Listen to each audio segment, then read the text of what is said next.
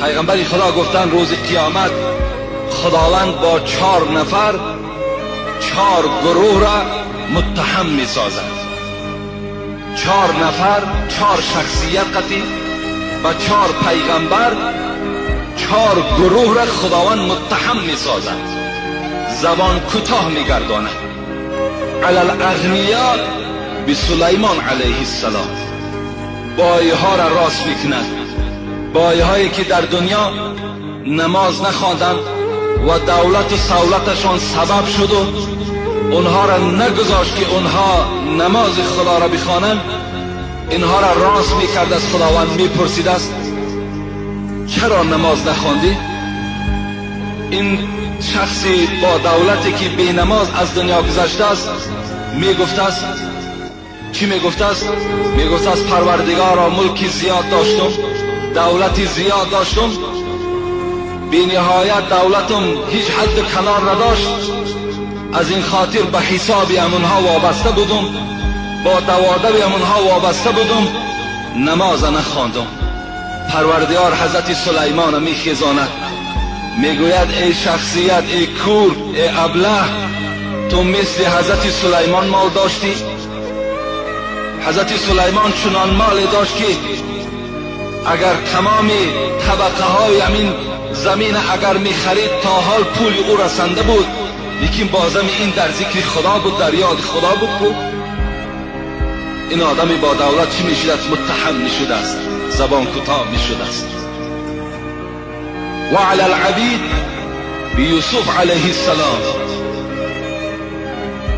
بنده ها، کسانی که خدمتگار آدم های با دولت هستند، غلام ها خیزانده می شوند چرا نماز نخواندی؟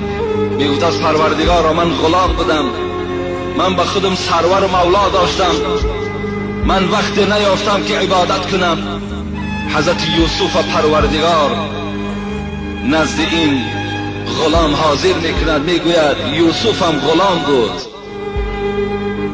در دست عبدالعزیز، در دست زلیخا این غلام بود، لیکن عبادت خدا را ترک نمی کرد. این بانه شما برای شما دستگیر نمی شود.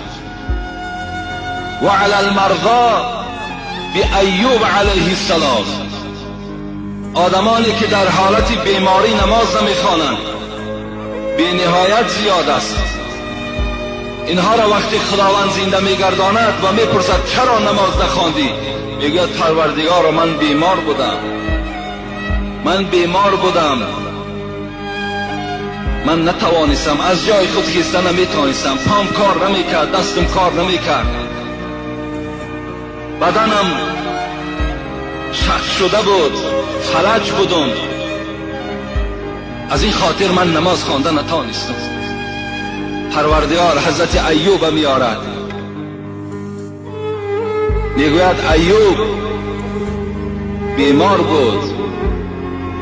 راویای کتاب میگویند حضرت ایوب 18 سال بالای ریگ خواب بود، 18 سال بیمار بودن، از جای خود خیسته نمیتوانستند.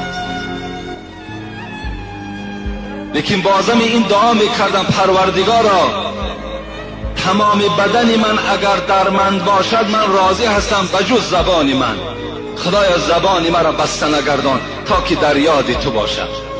18 سال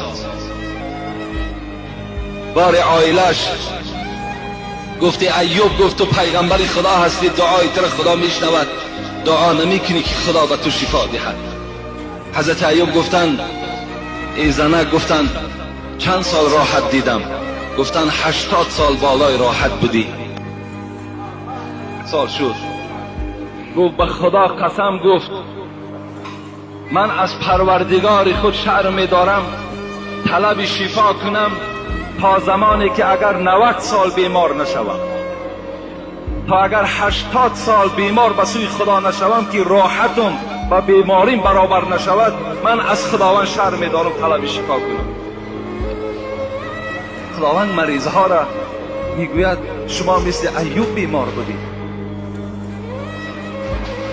امروز اکثریت مردم ما در حالت بیماری نماز نمیخوانند. در بیمارخانه ها که بالکل نماز نمیخوانند. وقتی در این خیل حالت نماز فرض باشد، پس چی جای این سردرد و این فشار خون و این دامنه و دیگر کسل هایی که در ما و شماست؟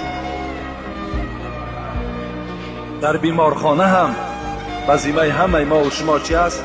نماز فرض است. اگر چهره ما طرف قبله هم که نباشد، اگر روی ما اون طرف هم که باشد، اگر جایگاه خواب ما بی نماز باشد، اگر لباس بدن ما بی نماز هم که باشد، با اشاره باید نماز خوانیم در داخل بیمارخانه. اگر کسی نباشد که به ما یاردم کند، اگر یاردمچی باشد با طریق اولا در گردن ما و شما نماز فرض است. اگر در این خیل صورت صاحب مسلک بگوید، کسی گوید که در این خیل حالت در گردن من نماز فرض نیست، وی کافر می شود بگوید، زیرا حکم خدا را چکار کرده است و انکار کرده است. با آدم های بیمار خداوند روز قیامت حضرت ایوب دلیل می کرده است که چرا نماز نخواندی؟ ایوب که بیمار بود نماز می خواند. و علی الفقراء به عیسی علیه السلام. لیکن آدمای فقیر، آدمایی که فقیر بودند، آدمایی که کم بغل بودند در دنیا، اینها وقتی که خیزانده می شوند و از اینها پرسیده می شود، اینها می گویند که ما پروردگارا گرسنه بودیم، فقیر بودیم، نادار بودیم، از سحر تا بیگاه در دکان نشستیم که یک سوم برای زندگی پیدا کنیم. خداوند حضرت عیسی را می آورده است، می گفته است حضرت عیسی چنان فقر داشتند، چنان کم بغلی بودند که از دنیا گذشتگی در هیچ اشیای زندگی از پسش میراث نماند.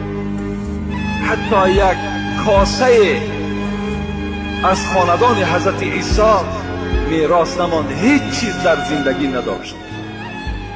خداوند میگوید عیسی اینقدر فقیر بود، اینقدر نادار بود، لیکن نمازش میخواند. فقیرها را در اونجا با حضرت عیسی متهم میسازد.